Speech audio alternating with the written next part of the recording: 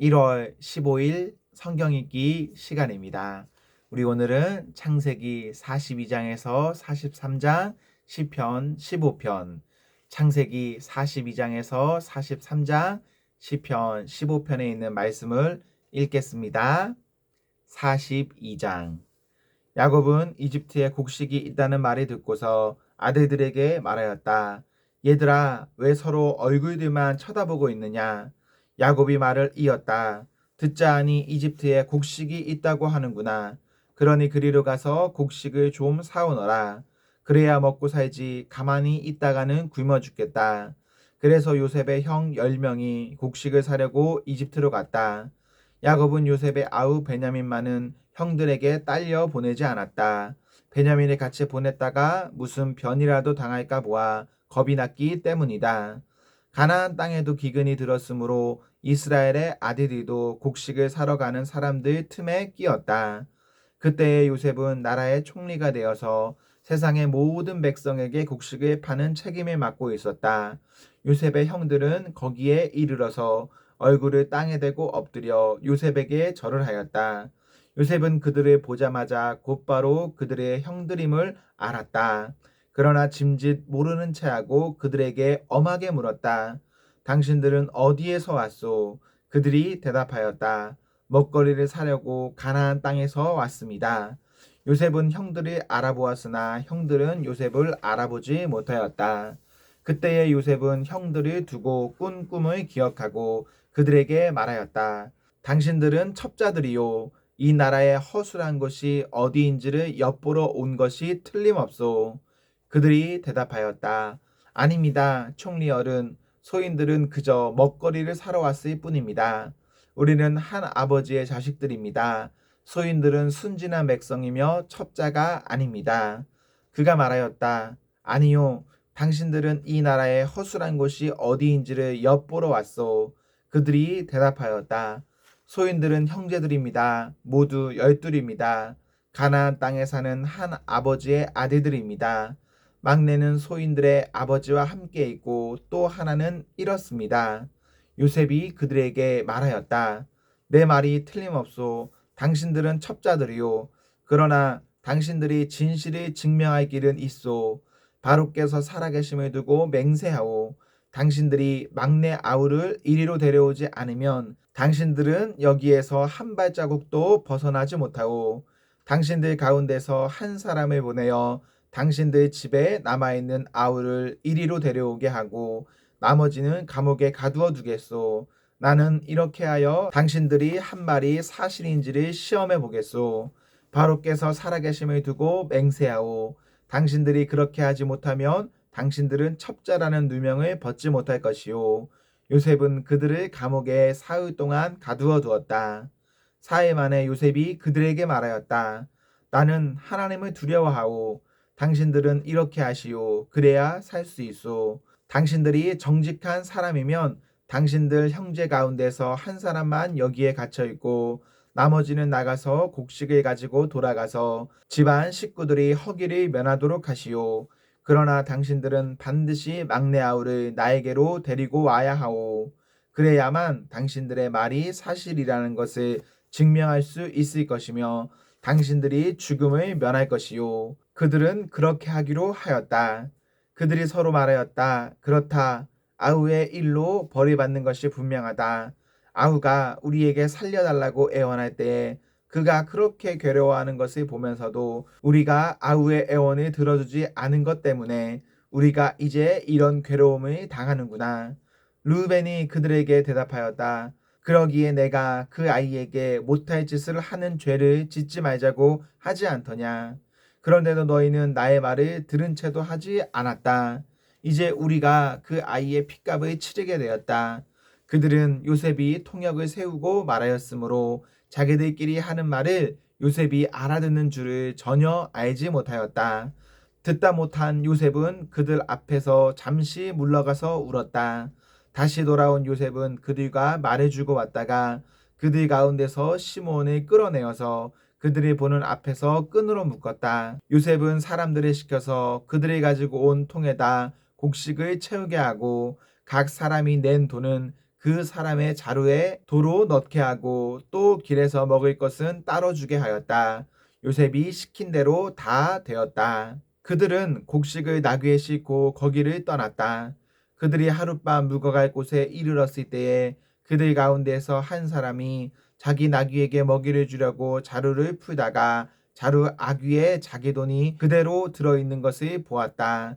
그는 이것을 자기 형제들에게 알렸다. 내가 낸 돈이 도로 돌아왔다. 나의 자루 속에 돈이 들어있어. 이 말을 들은 형제들은 얼이 빠진 사람처럼 떨면서 서로 쳐다보며 한탄하였다. 하나님이 어찌하여 우리에게 이런 일을 하셨는가?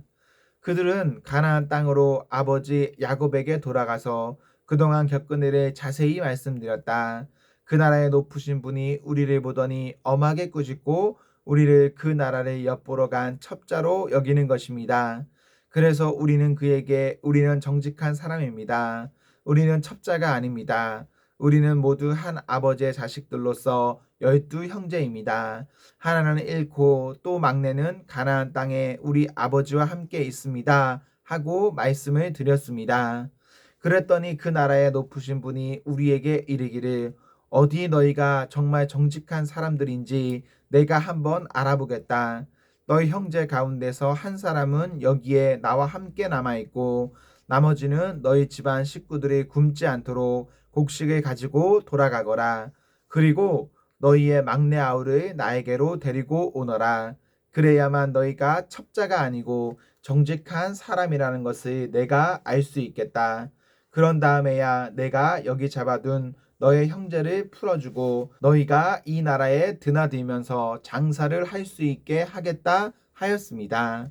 그들은 자루를 비우다가 각 사람의 자루에 각자가 치른 그 돈꾸러미가 그대로 들어있는 것을 보았다. 그들과 그들의 아버지는 그 돈꾸러미를 보고서 모두들 겁이 났다.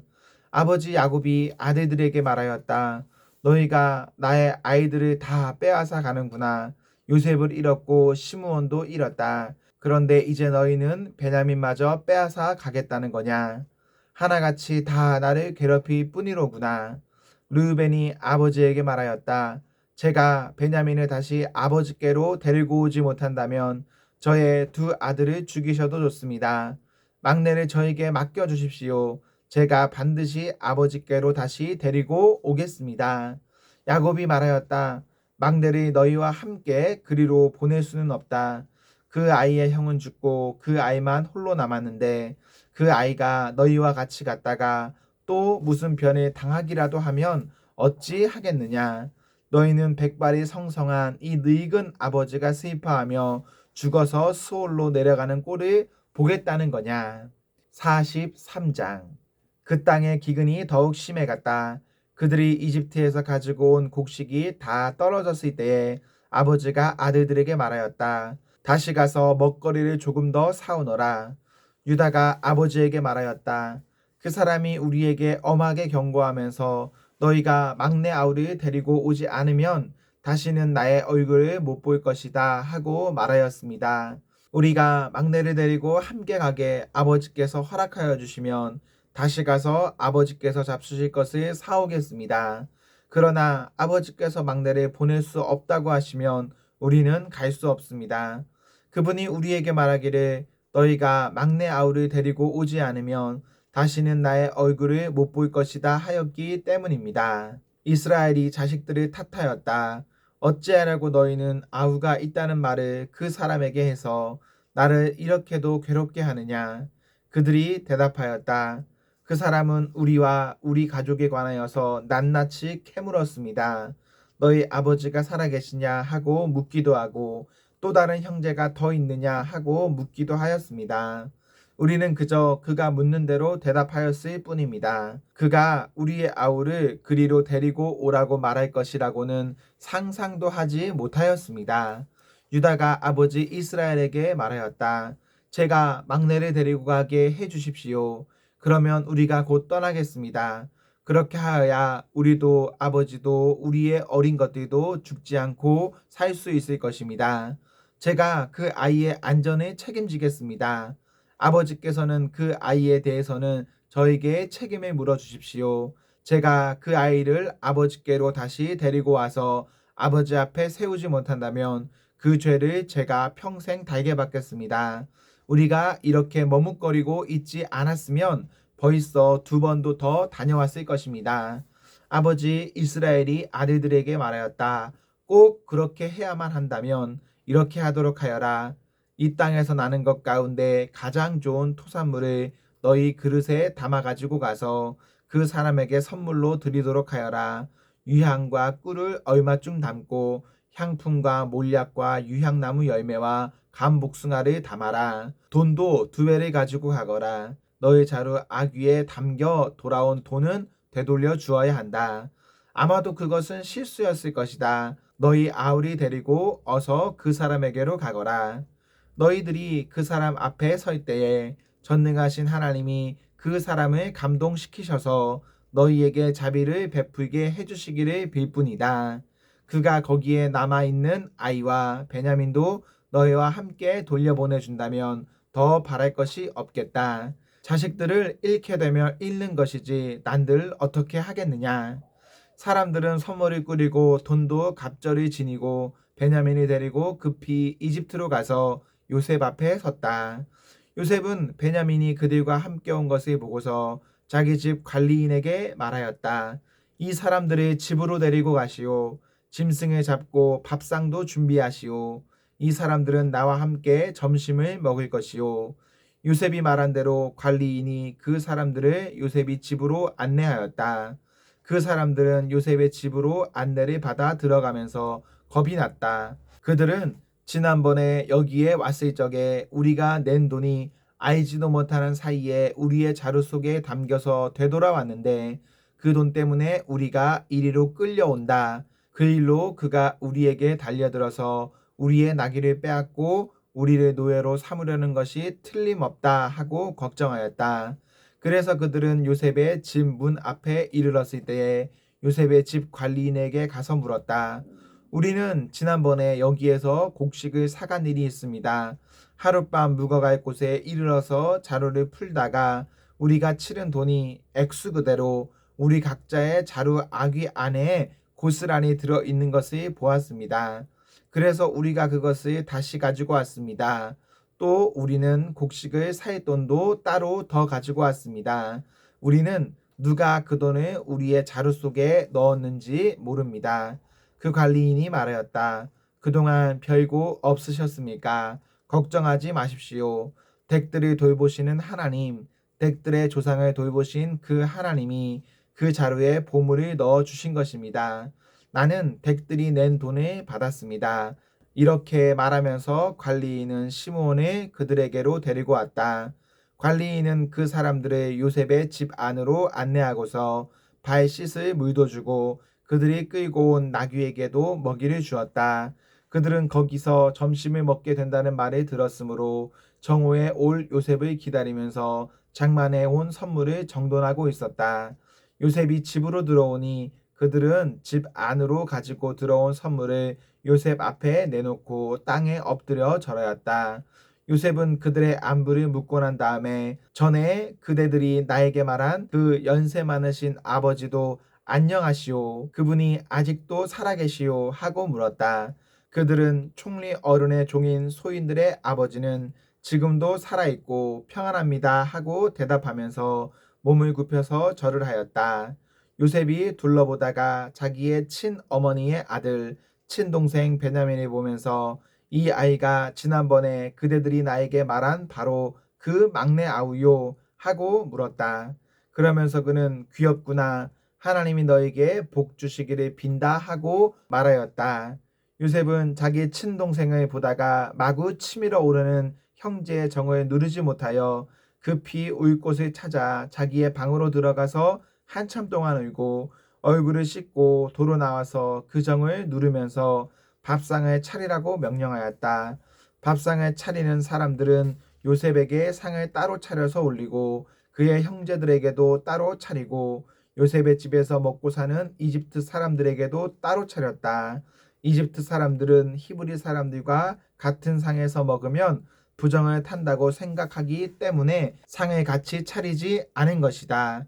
요셉의 형제들은 안내를 받아가며 요셉 앞에 앉았는데 앉고 보니 맏아들로부터 막내 아들에 이르기까지 나의 순서를 따라서 앉게 되었다. 그 사람들은 어리둥절하면서 서로 쳐다보았다.